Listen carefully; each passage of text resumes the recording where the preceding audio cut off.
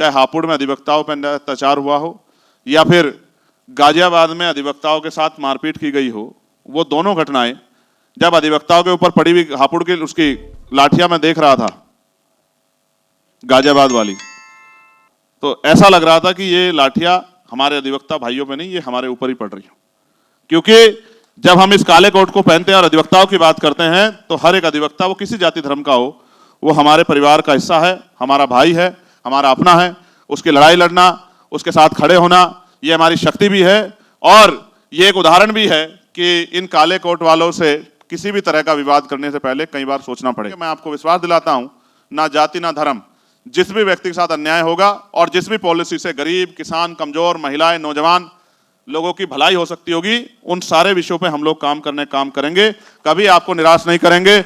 आप बुद्धिजीवी साथियों ने हम पर भरोसा दिखाया है, मैं आपका भी अभिनंदन स्वागत करता हूं और मैं आपको विश्वास दिलाता हूं कि किसी भी अगर एक भी वकील साथी के साथ कहीं भी अन्याय होगा तो हम लोग पूरी एड़ी चोटी का जोड़ लगा के उसकी ताकत बनने का काम करेंगे, उस अन्याय के खिलाफ लड़ाई लड़ने का काम करेंगे। तो बाबा साहब का जो अधिवक्ताओं के बारे में विचार था, मैं उस विचार को आपके सामने शेयर करना चाहता हूं, क्योंकि जब आप किसी भी विषय पर बोलना चाहते हैं तो उस पर महापुरुषों के क्या विचार थे या उस फील्ड में जो बहुत शानदार करैक्टर रहे, व्यक्तित्व रहे, उनके क्या विचार थे, हमें जानने चाहिए। बाबा साहब डॉक्टर भीमराव अंबेडकर, उन्होंने अधिवक्ताओं के बारे में कई महत्वपूर्ण विचार व्यक्त किए। उनका मानना था कि अधिवक्ता समाज के लिए महत्वपूर्ण है और उन्हें हमेशा न्याय और समानता की रक्षा की आवाज उठानी चाहिए। न्याय और समानता, बाबा साहब का मानना था कि अधिवक्ताओं को न्याय और समानता के लिए लड़ना चाहिए और उन्हें कमजोर और शोषित लोगों की रक्षा करनी चाहिए। सामाजिक जागरूकता, बाबा साहब ने अधिवक्ताओं को सामाजिक जागरूकता बढ़ाने और लोगों को उनके अधिकारों के प्रति जागरूक करने के लिए प्रेरित किया था। संवैधानिक नैतिकता, बाबा साहब ने अधिवक्ताओं को संवैधानिक नैतिकता के महत्व पर जोर दिया और कहा कि उन्हें हमेशा संविधान के नियमों का पालन करना चाहिए। ज्ञान, मेरा आग्रह रहेगा कि इस बात पे आप बहुत गौर से सुने। बाबा साहब ने अधिवक्ताओं को ज्ञान और शिक्षा के महत्व पर जोर दिया और कहा कि उन्हें अपने क्षेत्र में हमेशा नवीनतम ज्ञान प्राप्त करना चाहिए।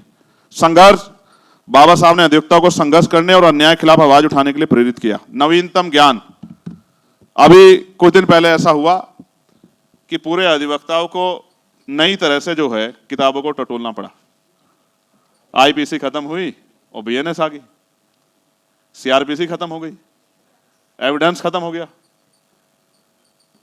और उसकी जगह पे भारतीय नाम के साथ चीजों में बदलाव किया गया। धाराओं की सूचियां बदल गई, जहां पहले 302 होती थी वो 302 में कुछ और आ गया, जहां ये 307 होती 308 होती थी उसमें 108 आ गया। तो कभी कभी जो हमारे पास भी कोई आ जाता है और वो कहता है साहब कार्रवाई तो हो नहीं रही है, तो हम उससे कहते हैं एफआईआर उठाओ।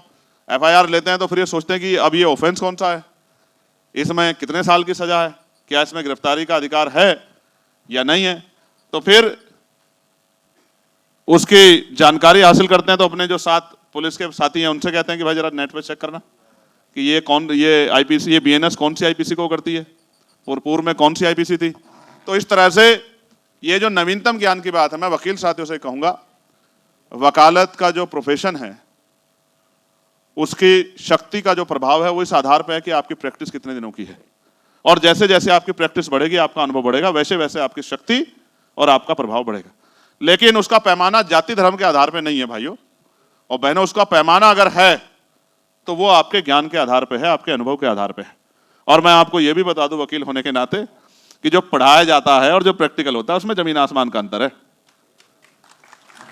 आप अगर लॉ करें या आपका बच्चे आने वाली पीढ़ी आपके भाई करें तो उनको बता दो कि लॉ भी करें वहां कॉलेज में और आके कोर्ट में प्रैक्टिस भी करें, तभी जाके चीज आगे बढ़ेगी। वरना जितना पढ़ के आएंगे और फिर जब कोर्ट में आएंगे तो आश्चर्यचकित महसूस करेंगे कि जहां जो पढ़ाया जाता था और जो यहाँ प्रैक्टिकल है, दोनों में बहुत बड़ा जमीन आसमान का अंतर है। जीरो शुरू करना पड़ेगा। इसलिए जितने अधिवक्ता साथी मुझे मिलते हैं मैं उन सबसे कहता हूं कि पढ़ाई करो, साथ साथ कोर्ट में प्रैक्टिस भी करो, और बिना गुरु के ज्ञान नहीं होता, इस बात को भी जान लो। एक गुरु भी होना जरूरी है। प्रैक्टिकल थ्योरेटिकल में अंतर जो आप पढ़ते हैं उसको जमीन पर उतारने के लिए प्रैक्टिकली एक गुरु का होना जरूरी है। इसलिए अच्छे वकील जो सीनियर वकील है उनके नेतृत्व में सीखने का काम करें। जैसे हम 2 पहियों गाड़ी 4 पहियों गाड़ी घर से चलाना सीख लेते हैं, लेकिन अक्सर उसमें जो है कभी आवश्यकता पड़ने पे ब्रेक की जगह उसकी जगह ब्रेक की जगह रेस पे पैर रखा जाता है। इसलिए अच्छा ये है, मेरा अनुभव ये कहता है कि आपको एक गुरु आपके पास होना चाहिए।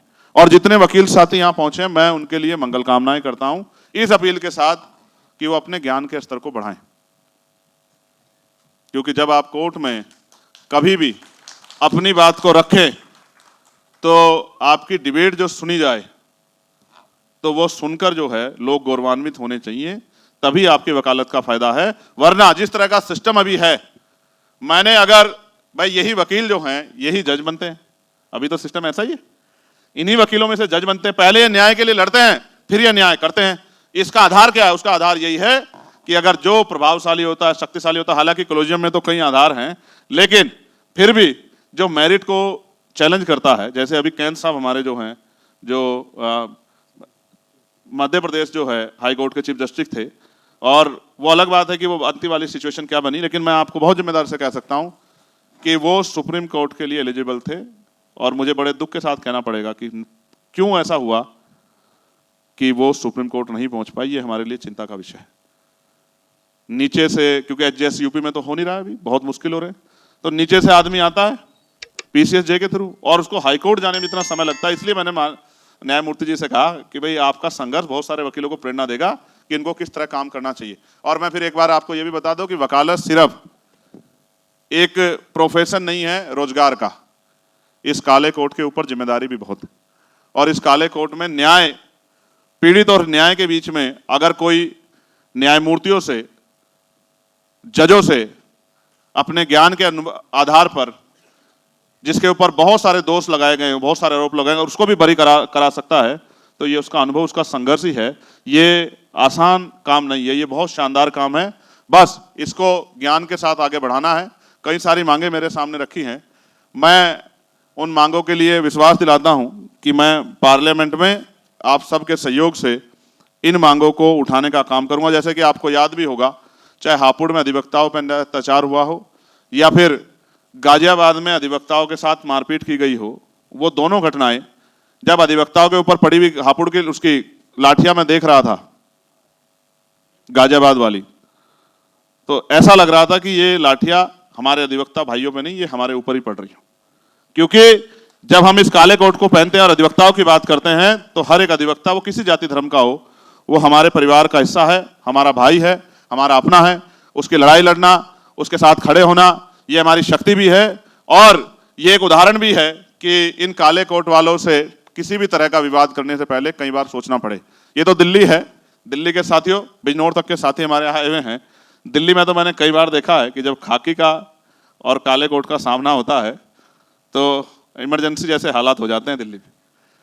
अगर ये धरना कर लें, स्ट्राइक कर लें, तो न्याय का पूरा, न्याय व्यवस्था पूरी डिस्टर्ब हो जाती है। तो उन ऑनरेबल जजों को भी ये मांग करनी पड़ती है कि इस मामले को शूट आउट कर लो। तो बहुत बड़ी शक्ति है, और हमने ये भी तय किया है कि इस शक्ति को कमजोर नहीं पड़ने देना है, इस शक्ति को और आगे बढ़ाना है। तो लीगल सेल के जो हमारे साथी हमारे साथ कनेक्ट हुए हैं, उन साथियों को भविष्य में बार काउंसलिंग के चुनाव भी लड़ने चाहिए और अपनी शक्ति भी बनानी चाहिए। और मेरी तो मांग है कि अभी क्योंकि कॉलेजियम सिस्टम से हम लोग उस तरह जज नहीं बना पा रहे हैं, तो बार काउंसलिंग में भी अपनी ताकत मजबूत होनी चाहिए। तो उत्तर प्रदेश बार काउंसलिंग में या दिल्ली बार काउंसलिंग, जहां भी बार काउंसलिंग के इलेक्शन होते हैं, हमें अपने विचार व्यवहार से अपनी शक्ति को बनाकर अपनी ताकत जो है बार काउंसलिंग में भी बनानी चाहिए। क्योंकि उनकी बातों को भी सुनना पड़ता है, उनकी बातों को भी ध्यान में लाना पड़ता है, उनकी मांगों को भी आगे बढ़ाना पड़ता है। जो मांग जैसे हमारे नवनिर्वाचित सेक्रेटरी साहब ने कही कि चैम्बर की समस्या, हाँ मैं मानता हूँ चैम्बर की समस्या है, लेकिन इसका अस्थायी इलाज भी जो है वो भी ढूंढना पड़ेगा। और वो तभी होगा जब हमारी बात बार काउंसलिंग के जरिए मजबूती से उठेगी और सभी बार काउंसिल ये लेटर लिख के दें कि भाई हमारे यहाँ चैम्बर की समस्या है, चैम्बर की समस्या को दूर किया जाए। क्योंकि देखो लगातार अधिवक्ता बढ़ते रहेंगे, सोचो आज 100 चैम्बर नहीं बना दिए, लेकिन नेक्स्ट और 100 वकील आ गए, तो कुछ मानक तय करके हम लोग इसको आगे बढ़ा सकते हैं। जैसे मांगे आपकी हैं कि अधिवक्ता सुरक्षा अधिनियम जल्दी से लागू किया जाए, इसके लिए मैंने पार्लियामेंट में जोर शोर से आवाज उठाई थी। अधिवक्ताओं के लिए राष्ट्रीय मेडिक्लेम पॉलिसी बनाई जाए। और मैं आपको बता दूं कि मैंने ऑनरेबल जो हैं, जो हमारे माननीय कानून मंत्री है, उनको भी लेटर लिख के अधिवक्ताओं की इस मांग को रखा था कि उनकी मांग को सुना जाए। भारत के प्रत्येक न्यायालय में अधिवक्ताओं के लिए पर्याप्त चैम्बर की व्यवस्था हो, अधिवक्ताओं को राजपत्रित गजेटेड अधिकारी का दर्जा दिया जाए, नए पंजीकृत अधिवक्ताओं के लिए निश्चित समय तक उचित भत्ते की व्यवस्था हो, नए पंजीकृत अधिवक्ताओं के लिए पर्याप्त अवधि तक प्रशिक्षण की सरकार द्वारा उचित व्यवस्था की जाए, सीनियर अधिवक्ता जो प्रैक्टिस करने में असमर्थ हैं उनके लिए उचित पेंशन की व्यवस्था सरकार द्वारा की जाए, अधिवक्ताओं के लिए भारतीय राजमार्गों पर लगे सभी प्रकार के टोल टैक्स समाप्त किए जाएं। अधिवक्ताओं के लिए सरकारी आवासीय योजनाओं में पर्याप्त कोटा लागू हो। अधिवक्ताओं के बच्चों के लिए प्राइवेट स्कूलों में उचित रिजर्वेशन कोटा की व्यवस्था प्रावधान किया जाए। क्लोजम सिस्टम के द्वारा जजों की नियुक्ति में रिजर्वेशन कोटा लागू किया जाए।